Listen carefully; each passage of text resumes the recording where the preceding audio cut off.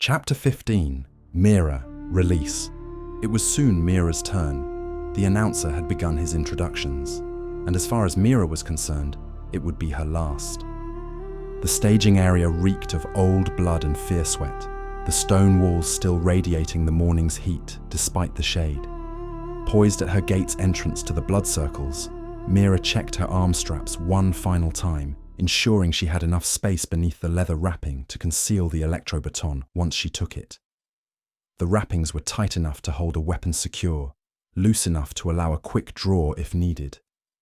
The gate would rise any second now. Behind her, close enough that she could hear his laboured breathing, stood the Gamorrean guard, stupid, brutish, and armed with an electrobaton alive with electrical charge. She'd marked his position precisely. 2 meters back, slightly to her left, weight favouring his right leg. 3 seconds to close the distance, another 2 to disarm him, maybe 4 more to strip the baton and hide it before the gate lifted. Timing was everything. And the time was now. Mira shifted her weight, preparing to pivot.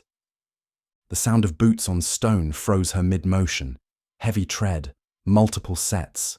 Her tactical mind screamed abort even as she forced herself to remain still, to not give away the intent that had been coiling in her muscles like a spring. 2 more Gamorrean guards entered the cramped staging area, their bulk making the already confined space feel like a tomb. They moved aside as Lanista Corbana stepped through, his scarred face unreadable in the dim light filtering from the arena above. Behind him came Simrai. Mira's heart hammered against her ribs. The collar around her throat felt suddenly tighter, as if it sensed her spiking pulse and was preparing to punish her for it. "Guard," Corbana commanded, his voice carrying the authority of a man who had never been disobeyed and didn't expect to start now. "Step back from the combatant." The Gamorrean behind her shuffled backward, his baton moving out of reach with each step. Mira felt the opportunity slip away like sand through her fingers. Even without the force, she could probably take them. The confined space would work in her favour, limit their numbers' advantage. But had they alerted others? Had Simrai told Corbana her suspicions? "We have honoured guests in attendance today," Corbana said, emphasising each word as though clarity could pass for intelligence. "Lord Salentis has chosen to grace us with his presence. We want to ensure he sees a good show." He paused, his eyes boring into Mira's with an intensity that suggested he knew something, or suspected, or was fishing. He continued, "And that all proceeds without incident." Mira's focus was suddenly shattered as the announcer's voice boomed through the arena, loud enough to penetrate even the thick stone walls. "And now, the final pairing." She had been so focused on the task of obtaining the electrobaton that she had barely heard Solera and Armaus and their opponents being announced, and now it was too late. Sweat beaded cold against her forehead despite the staging area's heat, her breathing coming faster as the reality settled in. She would have to enter the arena without the baton, without a backup plan. Mira whipped around to face the gate, muscles coiled tight with the kind of tension that comes from watching carefully laid plans disintegrate in real time, while the announcer prepared for her introduction. 2 sworn enemies. The announcer's voice dripped with theatrical malice, working the crowd into a frenzy. He continued, "Both ravenous, seeking retaliation and retribution without remorse." The gate before her shuddered, then began to rise with the grinding shriek of ancient mechanisms. Sunlight flooded in like a physical force, momentarily blinding after the staging area's gloom. The crowd's roar became deafening as Mira came into view, thousands of voices merging into a single primal scream. "Mira the Merciful!" Mira trotted out into the arena, one arm raised to block the worst of the glare. She looked calm, composed, a warrior entering the field of battle. Inside, her mind raced through contingencies. Corbana's interruption had destroyed the carefully balanced timing of their plan. Had Simrai alerted Corbana? What had she said? Anything at all? Across the circle she caught Solera's eye. A silent question passed between them, the kind of wordless understanding that develops in desperate situations, between desperate people. Do you have it? The baton? Mira shook her head. Just barely, just enough. Solera's expression didn't change, but something flickered in her eyes. Disappointment, acceptance, the hard-won stoicism of someone pivoting in real time, the plan unraveling even as they fight to stay composed. It was clear. Solera didn't have a baton either. Mira swept her gaze across the arena floor, taking stock of the matchups she had been too focused to notice earlier. Solera's opponent, a female human Mira didn't recognize, lean and scarred, gripping a short sword as if it were an extension of her own arm. A small buckler strapped to the other. Dangerous, but mortal. At the far end of the circle, Armmouse had drawn a male combatant whose fluid stance, tribal markings, and fire-red hair identified him as Tamal. The warrior moved with that particular grace that came from both military and cultural combat training. And for a moment, hope flared in Mira's chest. Was it Starhawk? Had Solera's contact managed to position himself in the arena after all? If so, their plan might still have a pulse, however faint. The announcer's voice rose to a crescendo. And who will face Mira the Merciful? The title dripped with mockery, turning her moment of hesitation into a brand, a weakness to be exploited. He continued. The one combatant who the so-called Merciful One humiliated. A warrior who has adapted to Mira's brand of mercy and is now ready to exact her revenge. The gate across from Mira began to rise, its mechanisms grinding like the jaws of some ancient predator. What emerged from that darkness stopped Mira's breath in her chest. Pack, the Trandoshan stepped into the sunlight, and the crowd's roar became something primal, a sound that transcended language and species. Where Mira had severed her hands mid-forearm in their last encounter, there were now weapons. Arm blades, identical to Mira's own, grafted or mounted where flesh and bone had once been. The Trandoshan's reptilian features were twisted with an emotion that went beyond mere anger. This was hatred distilled, purified, focused into a single burning point. Park had been remade, no doubt after days in a Bacta tank, though Trandoshans naturally regenerated faster than most species. The injury that should have ended her career as a gladiator had instead transformed her into something more dangerous. She moved with the confident grace of someone who had spent every waking hour since their last fight learning to kill with the very weapons that had maimed her. Her eyes fixed on Mira with an intensity that promised only one outcome: blood for blood, suffering for suffering. The crowd loved it. They always did when the narrative wrote itself this perfectly. The merciful warrior forced to face the consequences of her mercy. The maimed fighter risen from defeat to claim vengeance. As the announcer's final words raised anticipation to a fever pitch, Mira began to center herself, drawing on years of training and actual battle experience that, force or no force, had proved successful in every conflict she had fought. Focus on the task at hand. Solve one problem at a time as they come, until you reach your goal. The reek bone horn sounded, that guttural, primal blast that signaled the beginning of slaughter. Pack exploded forward, her powerful legs churning up sand as she closed the distance. Within striking range, she became a whirlwind of blades, right arm slashing in a diagonal arc, then the left in a horizontal sweep, alternating in rapid succession. Each strike was driven by bottled rage finally given release. Mira stepped backward with each swipe, her body responding with the muscle memory of 1,000 training sessions. Lean into the strike's angle. Bend where you must. Let the blade pass through the space you just vacated. Pack's right blade whistled past Mira's face, close enough to feel the displaced air. The left came next, and Mira arched her spine, feeling it slice through air inches from her torso. After retreating from the initial onslaught, Mira circled around, repositioning herself toward the center of the arena. Her blades came up into guard position, the textbook stance drilled into every fighter from their first day of training. Her feet dug into the sand, finding footing beneath the loose surface, steadying her stance. Park attacked again, The back of her right arm and blade came around in a horizontal slash that carried her full body weight. Mira brought her own blade up to intercept.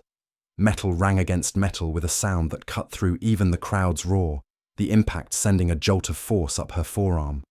Pausing only a heartbeat, Mira thrust her free blade forward in a straight line. Pac jerked backward, but the tip of Mira's blade caught the edge of the Trandoshan's leather vest, scoring a shallow nick. First blood. Barely. Before either combatant could fully reset, Pac launched into a series of vicious overhead swings. Mira blocked each one, but she could feel the difficulty mounting with every impact.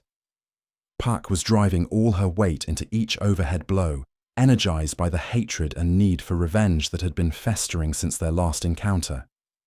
Yet despite the constant action, despite the aggressive violence playing out in the sand, Mira became aware of something wrong.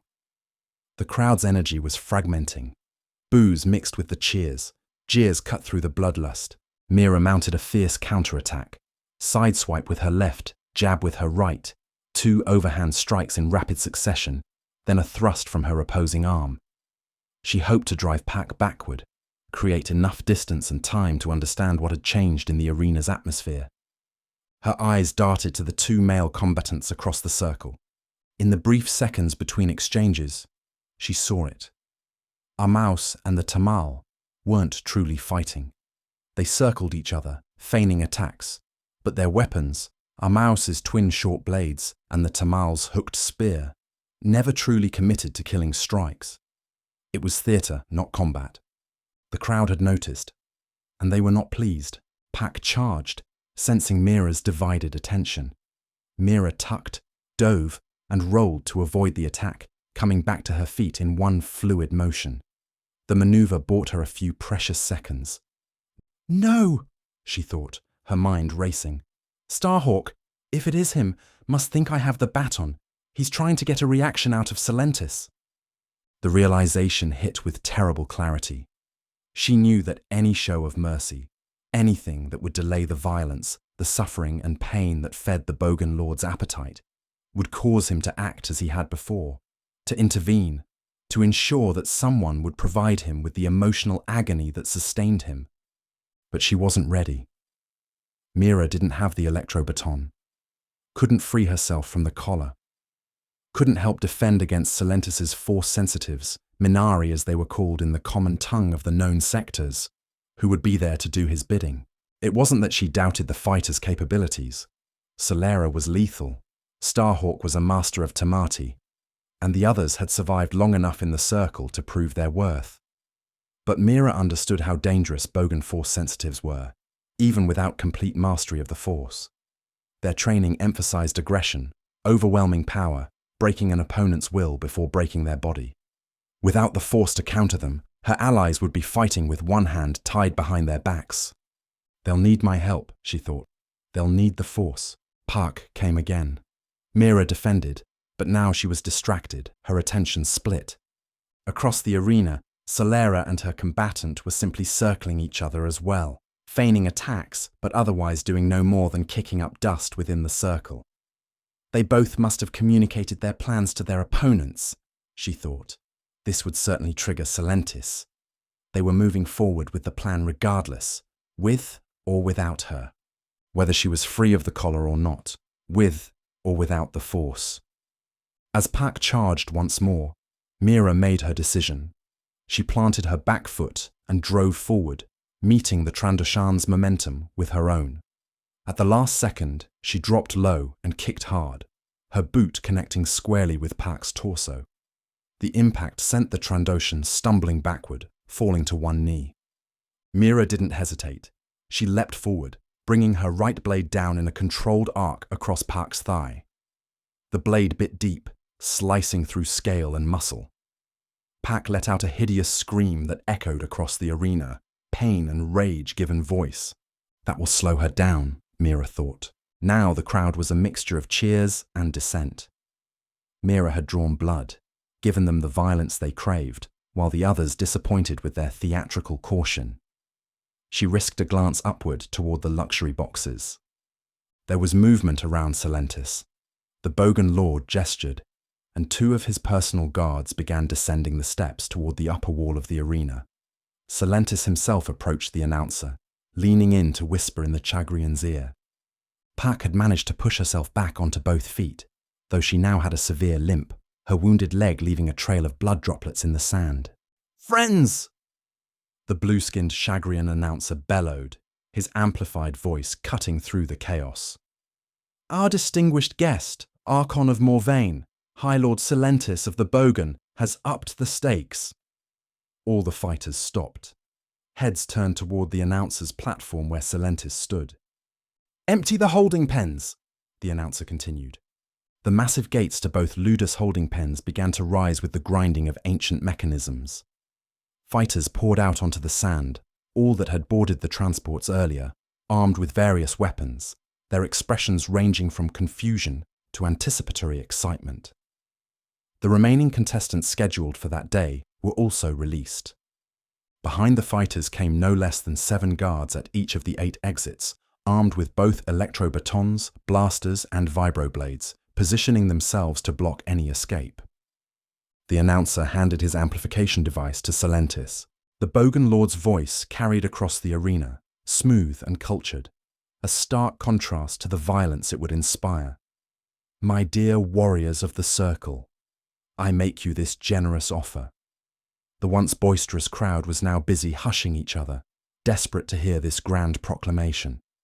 2,000 Shael markers to anyone who brings me the heads of these 6 fighters."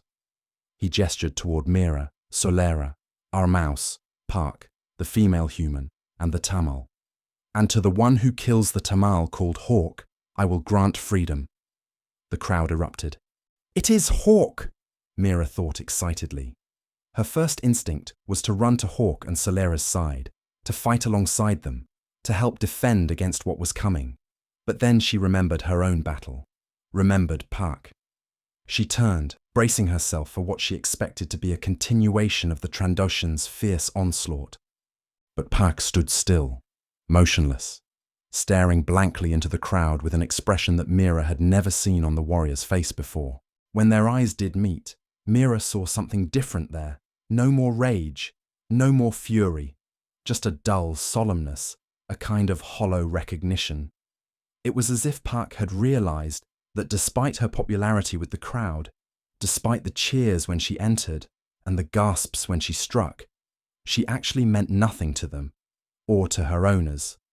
Or to be precise, she was only worth 2,000 Shael markers. Or perhaps it was the cold reality of survival suddenly becoming clear.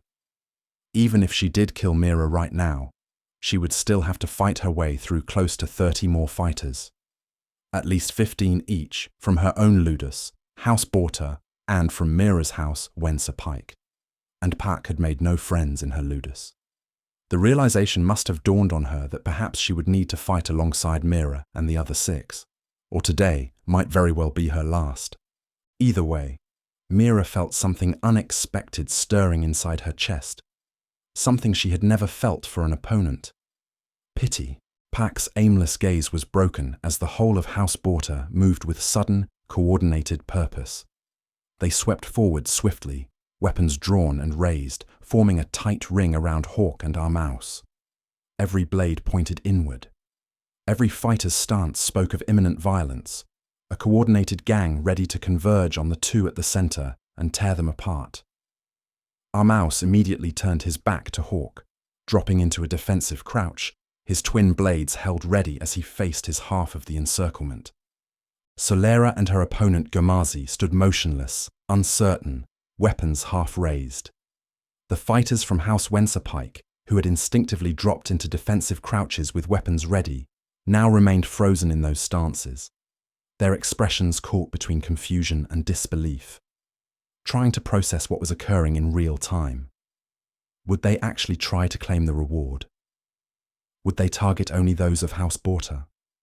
Would they target their comrades, or defend them? Mira tried to stay calm, but she could feel any hope of their plan working as intended slipping away in the chaos unfolding before her. But standing still wasn't an option. "Do something," she thought.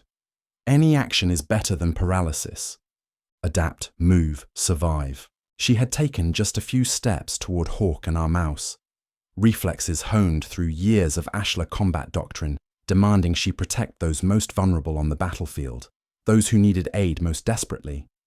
When Hawk abruptly raised his hooked spear high above his head and yelled in a voice that carried across the entire arena, "House Borta! Stand!" Immediately, and to everyone's visible surprise, those encircling the two combatants turned 180 degrees.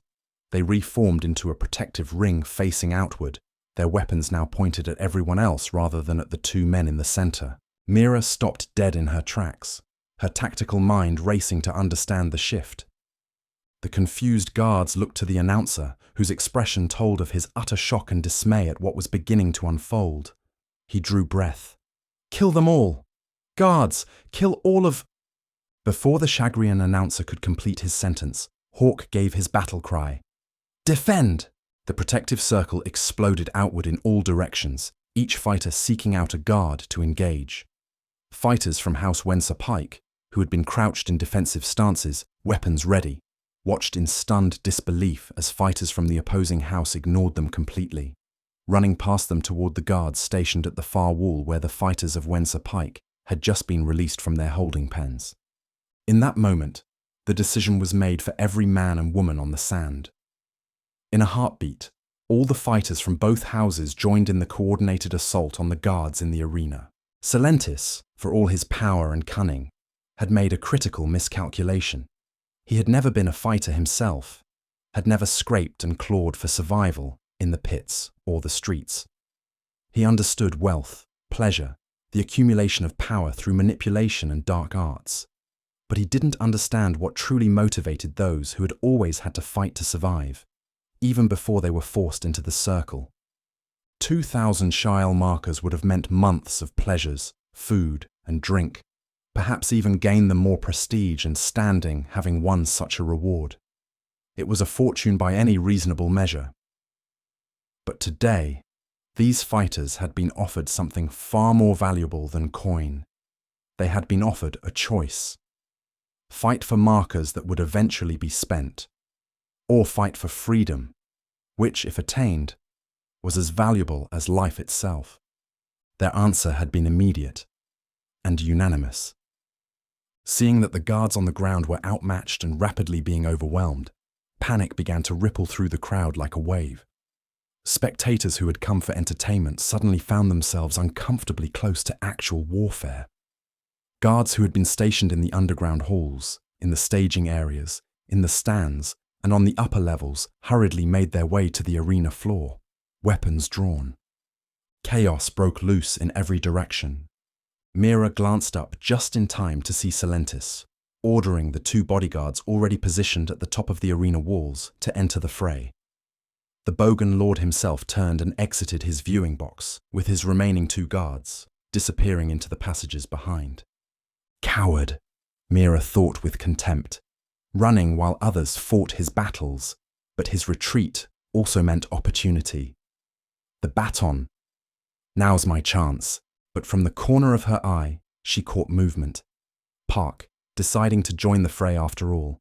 Her first target, Mira. Mira retreated from Park's renewed attack, but this time she moved strategically, angling toward the nearest clash between guards and fighters. She heard the unmistakable snap hiss of lightsabers igniting. For a split second, she turned to see both Minari bodyguards entering the melee, their crimson blades cutting through the first members of House Borta with brutal results. Bodies fell, screams rose. But that distraction was enough. In less than a second, Pak closed the distance, bringing her blades in a slicing downward arc toward Mira's right shoulder. Mira barely deflected the blow with a desperate block, but she was still within striking distance when Pak delivered a hammering headbutt. The impact exploded across Mira's vision in a cascade of white and black spots. She staggered backward, blinking furiously to clear her sight. Then came the roundhouse kick, Pak's heel connecting with brutal force, spinning Mira around as it knocked her to the ground face first. Sand filled her mouth, her nose, her eyes. Mira shook her head, trying to clear her vision and the dust from her nose and mouth, tasting blood and grit. Even without seeing her, Park's heavy breathing gave away her location. She was close, and would be on her in seconds, ready to end it. But as Mira started to turn, raising one arm defensively while still half-seated in the sand, she heard another sound, the sharp crackling of electricity discharging. She looked up to see Park standing frozen, both arms still raised above her head in preparation for the killing stroke. The Trandoshan's eyes were wide, her body rigid. Then her legs gave out, and she crumpled to her knees. Mira scrambled backward as Park fell face forward into the sand, landing almost on top of her. Behind Park's fallen form, Simrai stood holding a recently discharged electro-baton in one hand, her sword in the other. Her chest heaved with exertion, her face and arms spattered with the grime of battle. Mira quickly pushed herself to her feet, surprise written across her face. "You're welcome," Simrai huffed, and tossed the electro-baton at Mira's feet. It landed in the sand with a thud. "I had access to a ship, but no plan to escape. Now we have both." "Thank you," Mira replied carefully, her eyes never leaving Simrai's face as she bent down to pick up the baton. Her fingers closed around it. Finally, after everything, the key to her freedom. Noticing the remnants of suspicion, Simrai continued. "Look, if we get out of this alive," Simrai said, obvious resentment coloring her voice, "my ship is at the spaceport at the east end of the city. Storage Hangar 22, an ARI 237 small cargo transport." Before Mira could respond, before she could apologize or explain or do anything to bridge the gap between them, Simrai spun on her heel and sprinted back toward the fight. Her parting words carried over her shoulder, sharp as a blade. "You should have trusted me." Mira looked down at her hands, at the electro-baton. Around her, the arena had become a maelstrom of violence, fighters locked in desperate combat with guards. The crimson glow of lightsabers cutting through the melee, sand kicked up in clouds beneath boots and bare feet alike, screams of the wounded mixed with battle cries of the living. The air itself seemed to vibrate with rage and terror and the primal need to survive. And yet, as her fingers closed around the baton, her world slowed. The cacophony faded, first to a dull roar, then to a distant rumble, then to nothing at all. The chaos blurred at the edges of her vision until there was only her, only this moment, only the small metal cylinder in her palm that represented everything she had lost and everything she might reclaim. "Freedom," she whispered. The word felt both foreign and familiar on her tongue, like a language half remembered from childhood. The Force. Not just power, though it was that. Not just an advantage, though she desperately needed it, but connection. To herself, to the universe, to the woman she had been before they'd clamped this collar around her throat and told her she was property. A new beginning. Or perhaps a continuation of a story they had tried to end. Her hands trembled as she raised the baton, the motion feeling impossibly slow, as if she were moving through water or dream.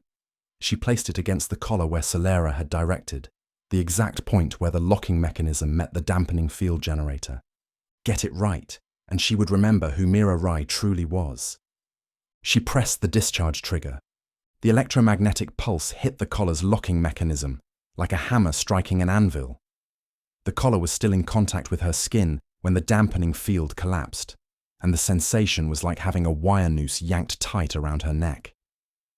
Her throat muscles seized, not from her own command, but from the raw electrical discharge coursing through her. Her throat constricted, her lungs locked, blood pounded in her ears.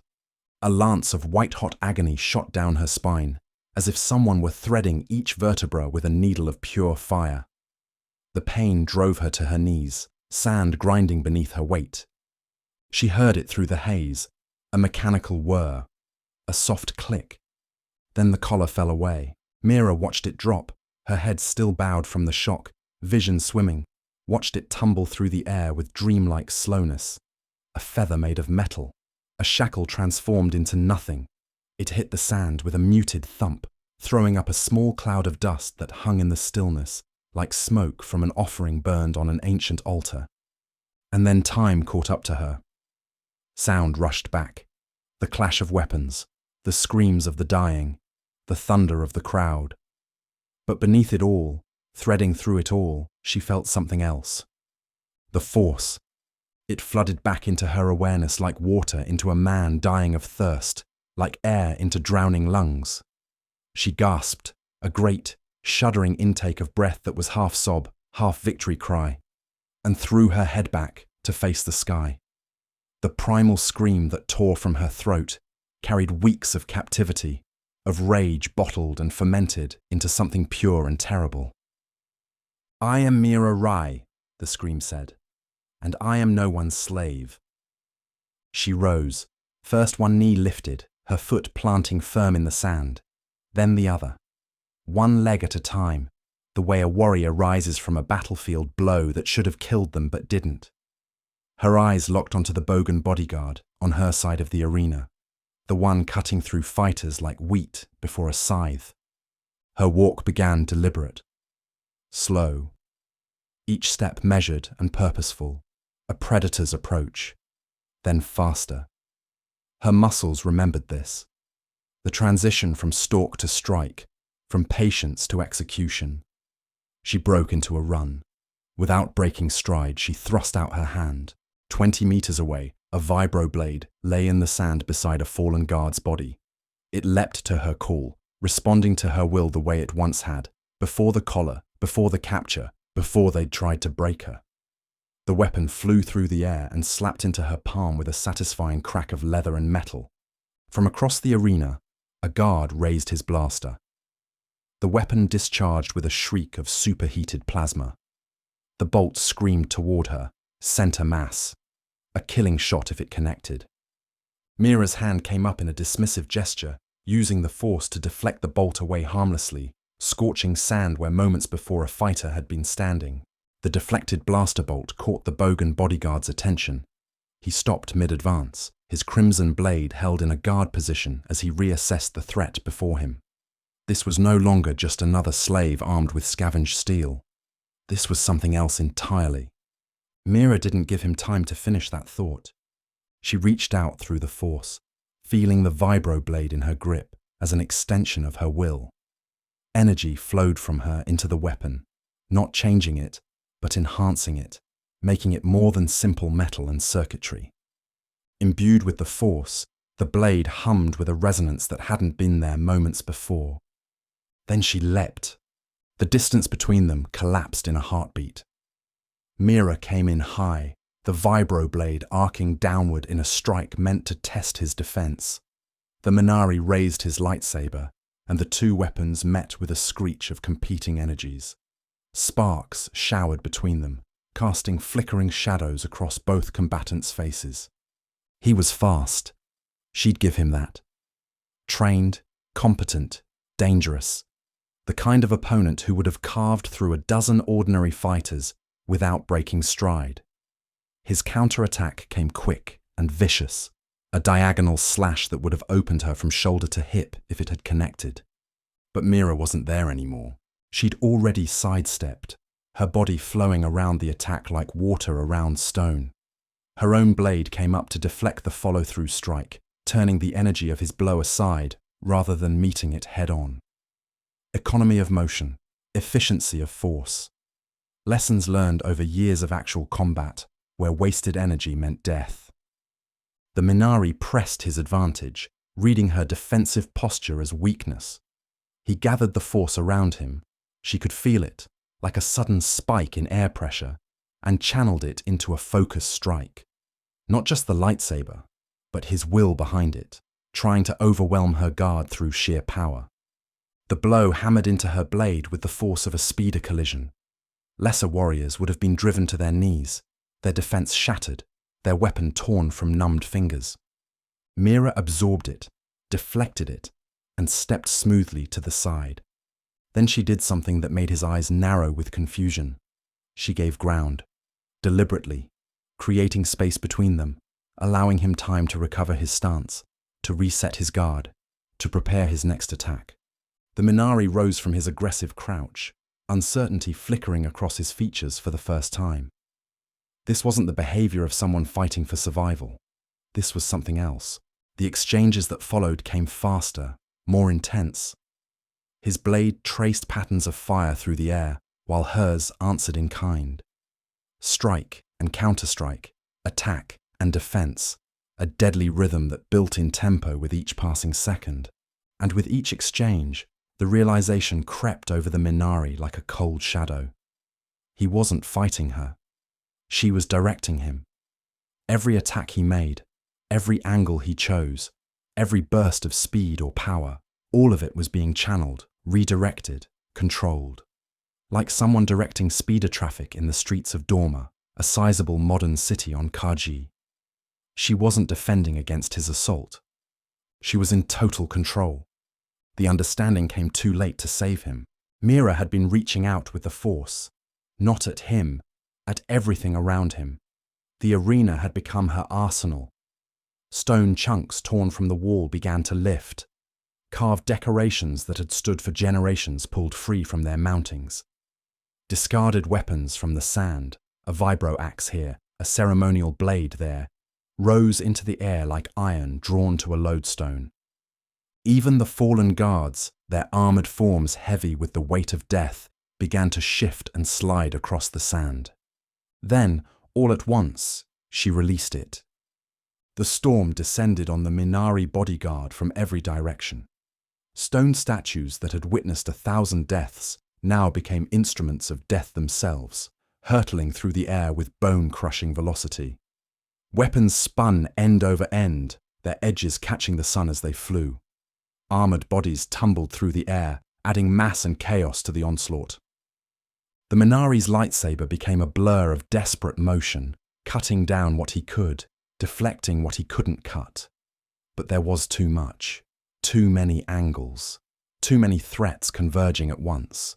The Minari's defense shattered under the relentless barrage.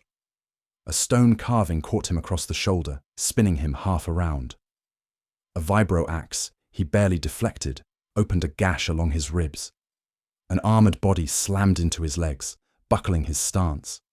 And in that moment of vulnerability, Mira struck with the force itself. She gathered everything she had, all the rage of her captivity, all the fear she'd suppressed, all the fury of weeks spent collared and broken, and focused it into a single point at the man's chest. Then she released it like a battering ram. The invisible blow lifted the Minari off his feet and hurled him backward. 15 meters he flew, his body tumbling through the air like a discarded toy, before slamming into the arena wall with a sickening crunch of stone and bone. He crumpled to the sand and lay still. Dead or unconscious, it made no difference now. His lightsaber rolled from his limp fingers, the crimson blade extinguishing as it separated from its wielder. Mira's eyes locked onto it. The vibroblade fell from her grip, forgotten. Her hand extended, will and want flowing through the force like a current. The lightsaber flew across the distance between them, not floating, but streaking like an arrow loosed from a bow, and slapped into her palm with a solid, satisfying weight. Her thumb found the activation stud. The blade ignited with its familiar snap hiss, bathing her in crimson light. The weapon felt wrong in her hand, different, used. The energy that hummed through the crystal had been touched by its previous owner, stained with anger, with fear, with the particular flavor of hatred that came from years of feeding on the dark side. It should have repulsed her. The Mira Rai who had entered this arena weeks ago, a highly respected warrior of House Rai, would have recoiled from such corruption. But now, it also felt right. The woman she had become intimately understood the power of fury, anger, hatred, and revenge, all emotions that she had no use for in her former life. But now she could draw from them as well. Power was power, and right now, she needed every scrap of it she could claim. She grasped the lightsaber with both hands, the crimson blade held high and angled back over her right shoulder, a modified Ataru stance, the aggressive form favored by those who trusted in speed and acrobatics. But as she began to move, her body flowed into something older, wider, more fundamental. Shicho, the first form, the foundation upon which all other lightsaber techniques had been built. Her movements became sweeping arcs, each strike carrying the full rotation of her hips and shoulders. The form was designed for multiple opponents, to create distance, to disarm rather than kill, to hold off many attackers at once through the sheer reach and power of its broad cuts. Now completely empowered, completely reborn, Mira turned to locate the second Minari bodyguard. She caught sight of him just as he made a tactical withdrawal, 4 meters up the arena wall in a force-assisted leap that would have impressed even her. Smart.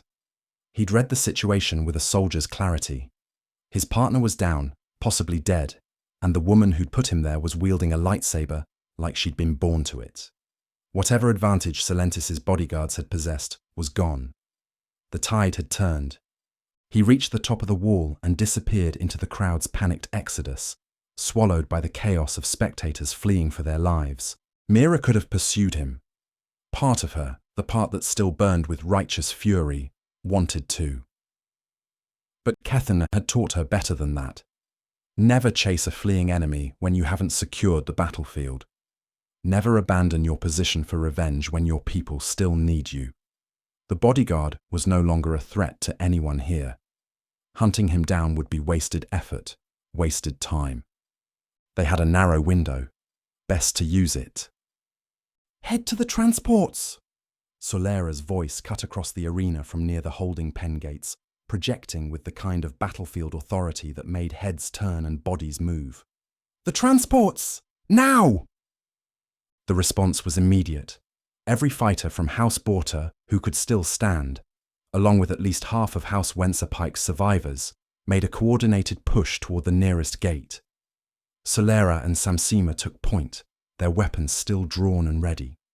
Hawk and several of his house fighters brought up the rear, protecting their backs from any guards foolish enough to give chase. Mira reached the group just as they began funneling through the gate, her lightsaber still ignited and held in a ready guard. She positioned herself at the edge of the formation, covering their flank. 2 blaster bolts screamed in from somewhere in the stands, desperate shots from guards trying to reassert control. Mira's blade intercepted them both, sending the bolts careening harmlessly into stone walls. A third shot came from a different angle. She deflected it without hesitation, the muscle memory of 1,000 training sessions taking over where conscious thought would have been too slow. The group moved like a single organism, fighters who moments ago had been pitted against each other, now working in perfect coordination. Survival had forged them into something greater than the sum of their parts. They poured into the transport bay, a utilitarian space carved from the same ancient stone as the rest of the complex, but widened and reinforced to accommodate the logistics of moving cargo and slaves. Several larger cargo transports sat dormant in their berths, their loading ramps down, their holds dark and empty. Smaller speeders and light transports dotted the bay like metal insects, some barely large enough for 2 passengers.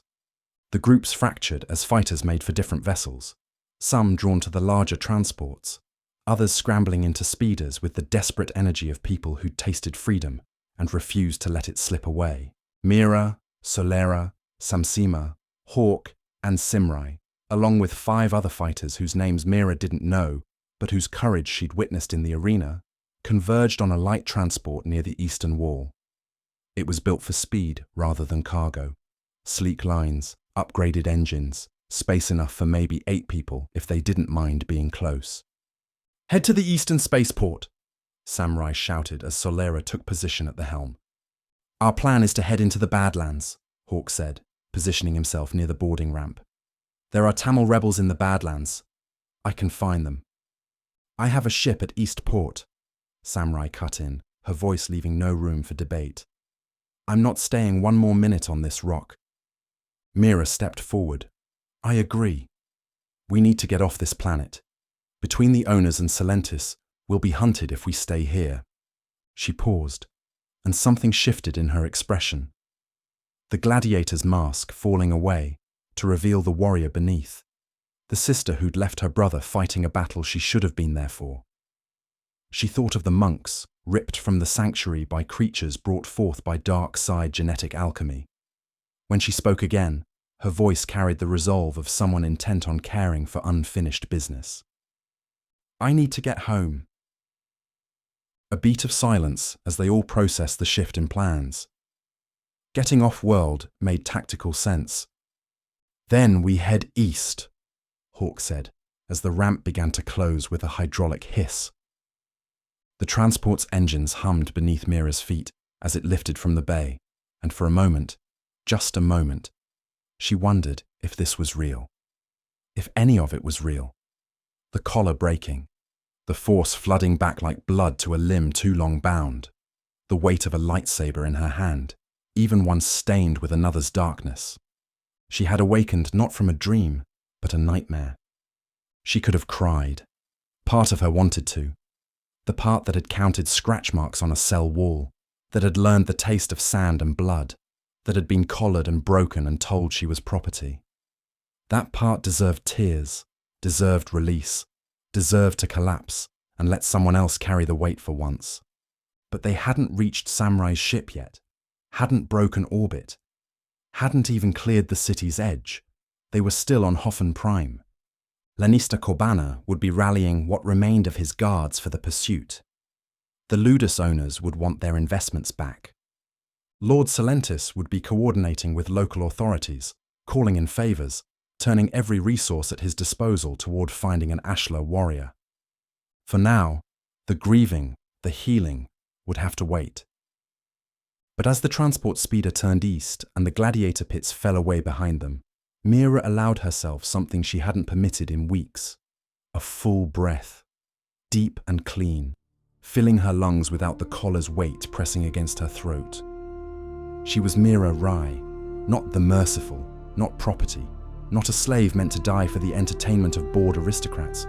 She was herself again, or perhaps something new, forged in fire and blood and desperation into something harder than what she'd been before. Either way, she knew who she was, and that was enough.